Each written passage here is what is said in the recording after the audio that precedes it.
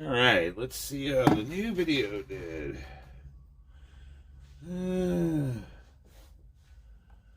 Let's see. 2 views, 1 comment. Sweet.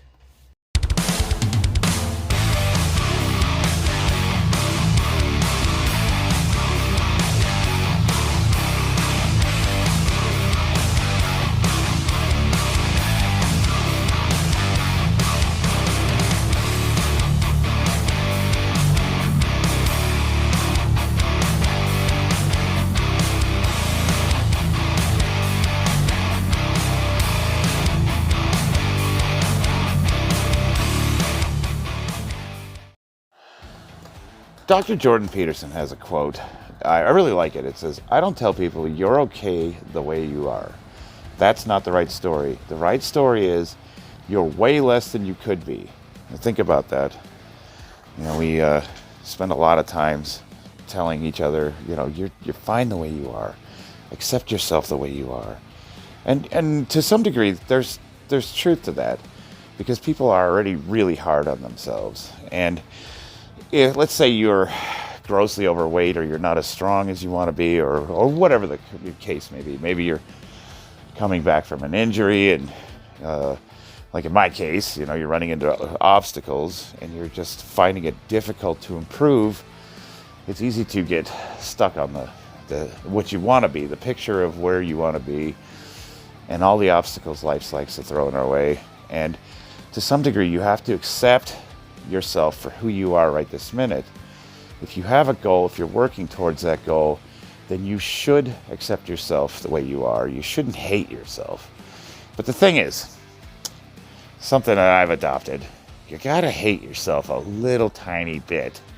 If you start liking what you see in the mirror too much, then you can fall prey to apathy really quick. And apathy is gonna really kill you.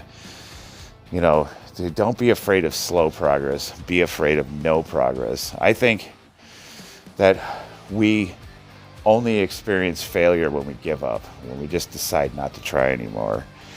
Life's full of people like that. You see them all around you. And, the other thing, I really like Dr. Peterson. The other thing he also says is the truth is something that burns. It burns off dead wood. And people don't like having dead wood burnt off, often because they're 95% dead wood. Let's unpack that for a second.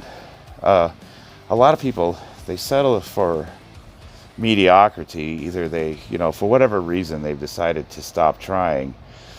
And they often settle for resentment.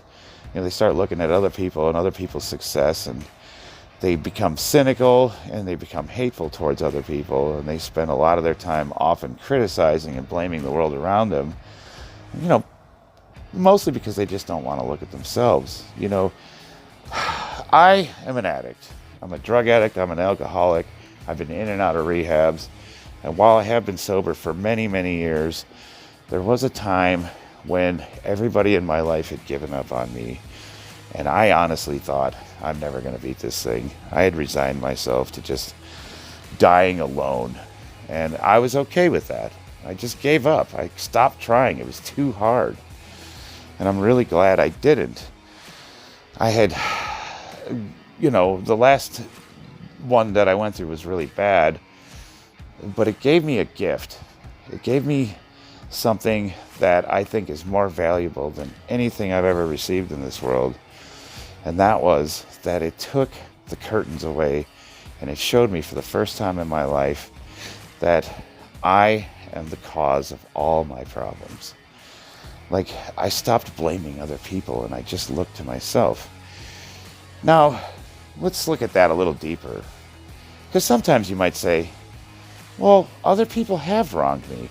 What about people that have maliciously gone out of their way to sabotage me or do something wrong? How is that not their fault? Well, what it means is to take other people out of the equation is to only look at your part in a situation. Let's say somebody at work is jealous of you, or for whatever reason, maybe you're up for a promotion that he's up for, and he does something to get you in trouble, or or he points out some bad habits of yours, character assassination. He's trying to spread rumors about you, trying to sow seeds of discontent in the office just to make you look bad. Well, how is that not his fault? If I didn't get that promotion, it is his fault. It's clearly his fault. Well, no. What it means is like, well, what was your part in it? What did you do to invite that? Were you not assertive enough? Did you not stand up to him? Did you not confront him and say, hey, you need to knock this behavior off? Did you not talk to your boss about it?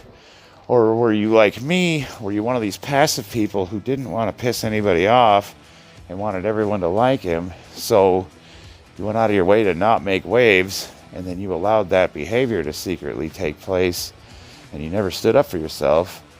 Or you were too scared because you were afraid of the consequences, so you didn't stand up for yourself. I had that recently at work. I think I posted a video about this coworker of mine, and I reached out to the community and kind of aired my troubles because I was at an impasse. I wasn't sure what to do about it.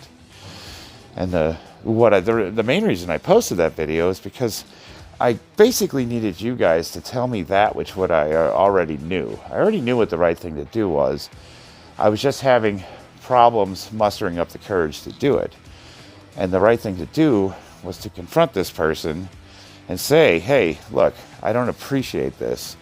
And then be prepared to deal with the consequences. My big fear was because this guy is another manager and he's friends with the owner and he knows a lot of people. If I made waves, if I confronted him, he could, potentially make my life miserable. Maybe he could retaliate by telling the owner, hey, you need to get rid of this guy, and that guy could fire me. Now, that's just one basic example. It's basically self-ownership. Whatever our problems are, whatever we're dealing with, we have to take other people and other circumstances out of the situation and just focus on our parts. And that really simplifies things. I think that's the number one most empowering thing I've ever been given in this life, is the ability to just remove other people from any problems I'm having and only focus on what I can do to make my life better. I don't blame the government. I don't blame other races.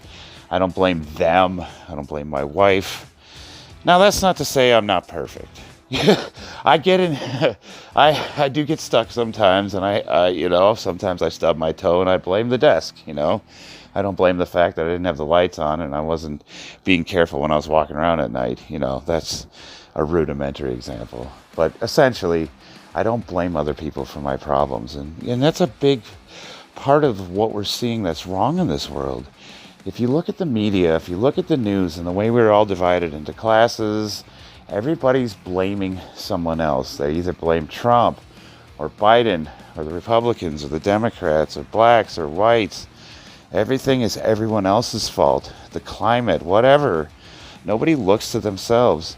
You can manage the world if only you could bend the world to, adhere to your ideology. But you can't manage your own life? It doesn't make any sense. Let's go back to Jordan Peterson. This is big right here. Adopt responsibility for your own well-being.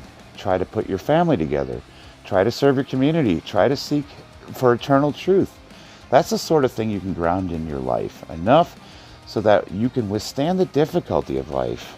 And what that means is, instead of trying to change the world, change society, things we don't have control over, try to change yourself. Start with your home. Clean your room.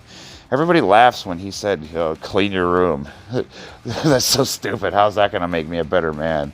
Well, what it means is adopt responsibility. If you start managing the little things in life, you'll start feeling better about the big things. One of the problems I've been observing about the condition of the world is that we have this twisted sense of what freedom is supposed to be. And we've replaced our, we'll say, structure of morality based on the ideas of the Enlightenment, and it's based on Judeo-Christian principles, and whether you agree with that or not, whether you're religious with that or not, historically that's been the substructure of the culture of the West, and that is slowly being torn down for this solipsistic, self-gratification, instant pleasure, everything. everyone's a winner. You have to accept me for who I am no matter what. Everybody's oppressed. You're either a part of a victim group, or if you're not part of a victim group, you're doing what you can to become one of the dispossessed. Like if you don't belong to, like, say, one of the people of color groups, then you have to, like, I don't know, join some kind of community that claims oppression, and everybody's, I don't know, there seems to be this economy of oppression where you get social points for being oppressed, and everybody's talking about self-satisfaction. There's men are addicted to porn. Nobody sees value in traditional relationships anymore, and men are sick. We're all depressed. We're all we're all stuck on the wrong things.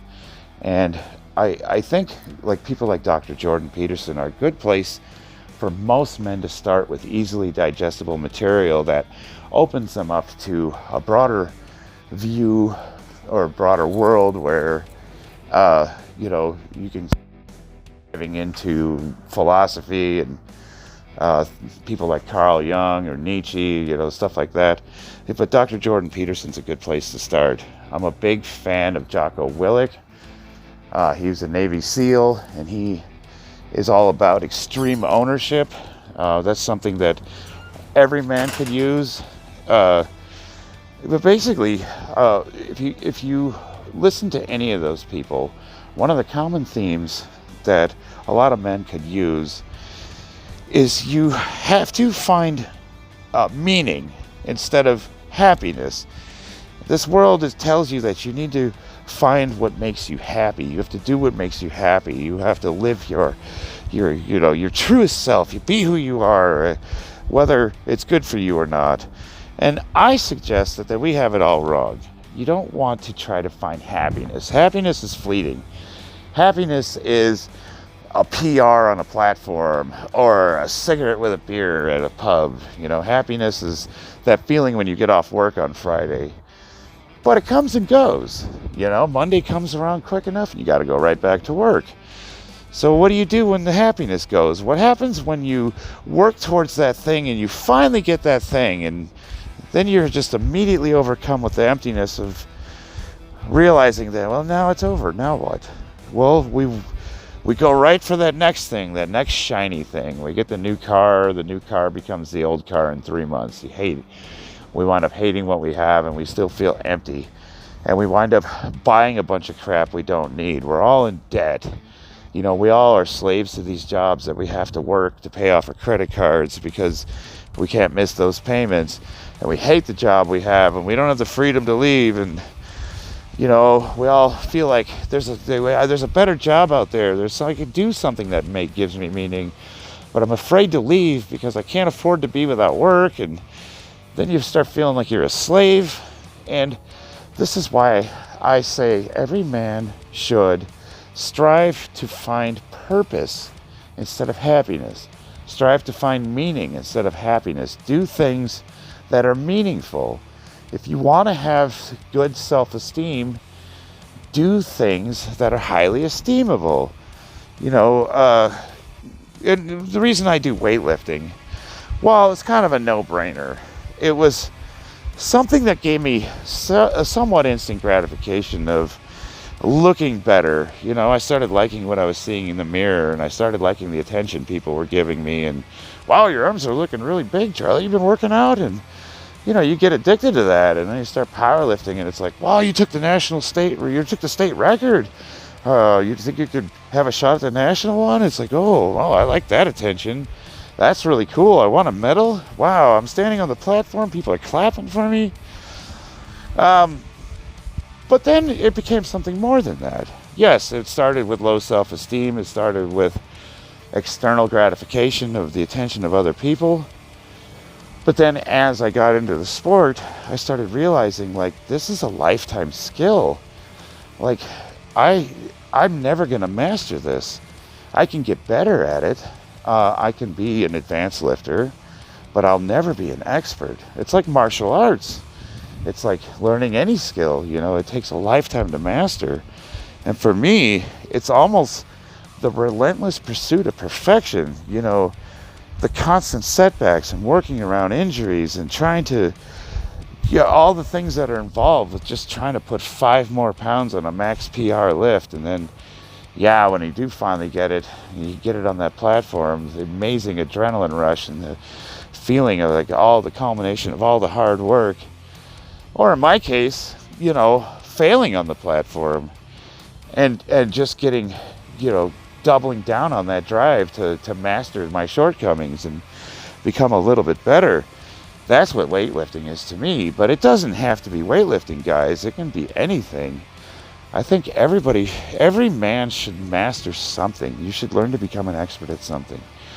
And sometimes purpose and meaning is not about, having a successful YouTube channel with thousands of viewers. Sometimes it's not about the adoration of the crowd. Sometimes finding meaning is coming to the realization that my purpose in this planet is just to make sure that my son and my daughter have a good life. You know what? I had my shot, and it doesn't mean I have to give up on my dreams, but maybe, just maybe, the most important thing I can do is be a good dad and a good husband and make sure that I'm providing for my loved ones.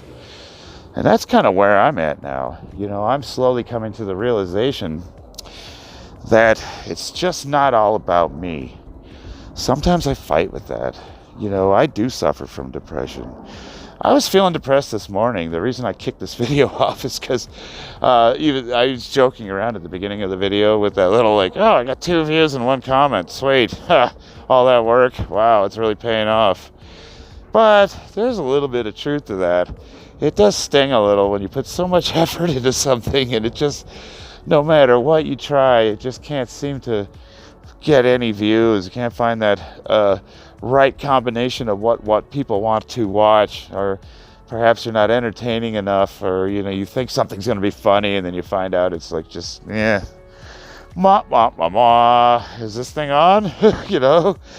And you just keep trying and for me, when I'm having those days when I don't want to go to work, I don't want to make the videos, I don't want to work out, sometimes I'll wake up and I'll just say, what is the point of it all? And I got to really look inward and express some gratitude for all the wonderful things I've been given. I've literally been given a 2nd, 3rd, 4th chance at life. And I'm one of the strongest over 40 lifters in the country. I should be grateful instead of depressed.